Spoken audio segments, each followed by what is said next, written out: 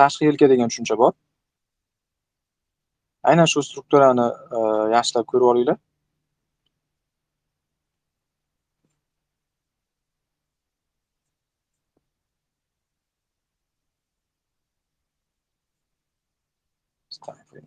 Qoldi.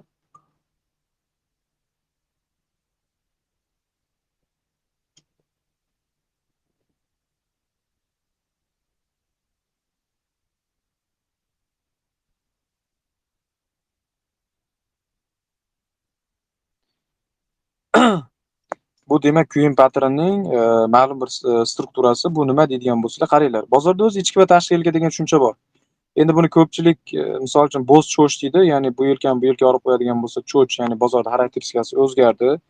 Kimdirlar SMC, kimdirlar boshqa strategiyalarga to'g'rilaydi, lekin oddiygina tushuntiradigan bo'lsam, ichki va tashqi yelka degan tushuncha. Ya'ni ko'rayotgan bo'lsanglar, bu yuqoridagi yelkalar, ya'ni ko'rsatayotgan yelkalarim bu ichki yelka, bu yelkalarim tashqi yelka.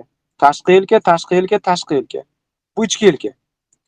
Ichki yelkalar o'zaro bir-biridan past bo'lib kelyapti, tashqi yelkalar o'zaro bir-biridan past bo'lib kelyapti.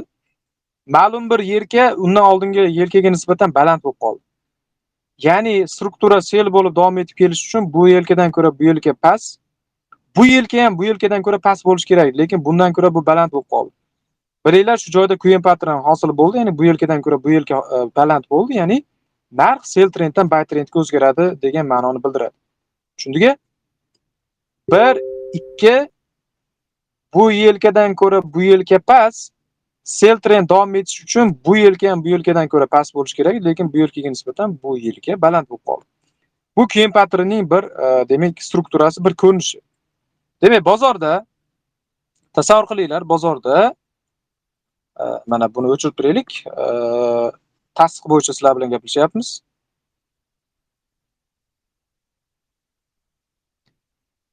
Mana narx yuqoriga qarab harakat qilyapti va pastga qarab harakat qilishni boshladi. Ko'ryapsiz-a?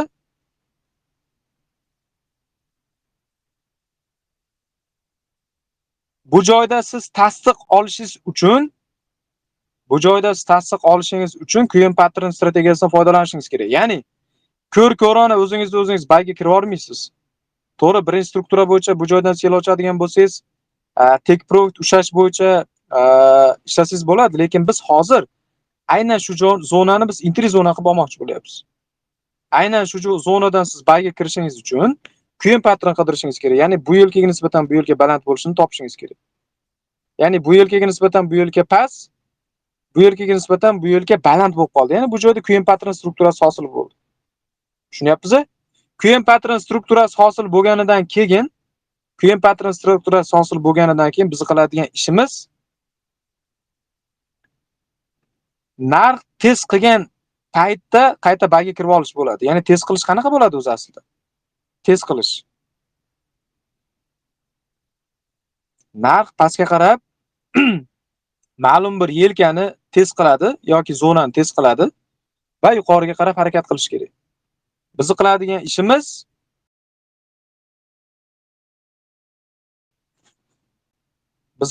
ishimiz kuyim patron hosil bo'lishini kutamiz va tez qilgan paytda bayga kirib olishdan iborat bo'ladi. Endi sizlarda savol bo'lishi mumkin, biz qanday holatlarda bayga kiramiz degan savol. Ko'p holatlarda aynan shu yelka bizga entry zona vazifasini o'taydi. Ya'ni shu tashqi yelka. Eng pastdagi minimum tashqi yelkadan bitta oldingi shakllangan tashqi yelka. Ya'ni deylik, mana bu strukturani ko'raylik edi. Bu joyda eng pastdagi demak support yelkamiz bor, ya'ni tashqi yelkamiz bor. Bu yelkadan bitta oldingi yelka bizga demak buy, ya'ni support yelka vazifasini o'taydi. Buni xohlasanglar line ko'rinishda olib zona tortasizlar. Ya'ni ko'rayotgan bo'lsanglar, mana aynan shu holatda. Yuqori qirrasi bilan soyalarni hisobga olmaymiz. Line ga olib turib, shu yelkaning yuqori qirrasi bilan pastki qirrasiga urg'in tortamiz va zona qilib olamiz. Kuyim patron hosil bo'lgandan keyin, narx pastga qarab tashlagandan keyin aynan shu joydan bayga kiramiz. Katta ehtimol bilan bu entry zonamiz bizni qayrimizga to'g'ri keladi. Shu period zonamizga to'g'ri kelishi mumkin. Nima uchun? Chunki narx aynan zonamizdan reaksiya olmasdan aldamchi yorib qilgan bo'lishi ham mumkin edi, to'g'rimi? Biz shu joydan bayga kiramiz degan paytimizda narx pastga qarab yorgan bo'lishi mumkin. Lekin biz nimani kutishimiz kerak ekan? Kuyin patronni. Bu yelkadan ko'ra bu yelka baland bo'lishini va aynan katta ehtimol bilan shu period zonamizni demak zonamizga kelib tez qilib ketishini demak tast sifatida qo'shishimiz uchun kuyin patron. Birinchi struktura bo'yicha kuyin patronni shakllantirgan demak yelka eng pastdagi yelkadan bitta oldingi shakllangan yelkani maksimum minimumlarga demak zona tortamiz. Bu bizga birinchi intri vazifasini o'taydi. Asosiy intri zona aldamchi yorib qilingan bo'lsa, nima ekan? Period zonamizni maksimum minimum soyalarini orasi, ya'ni bizga intri zona vazifasini o'taydi. Ya'ni qisqa qilib aytadigan bo'lsak, bunga kuyin patronni biz qo'shishimiz kerak bo'ladi. Tushundingmi? Kuyin patron. Kuyin patron bo'yicha YouTube'da o'zi bir ikki videolar bor. Buni o'zi ko'rib, yana ham tushunib olsanglar bo'ladi. Endi keyingi masala.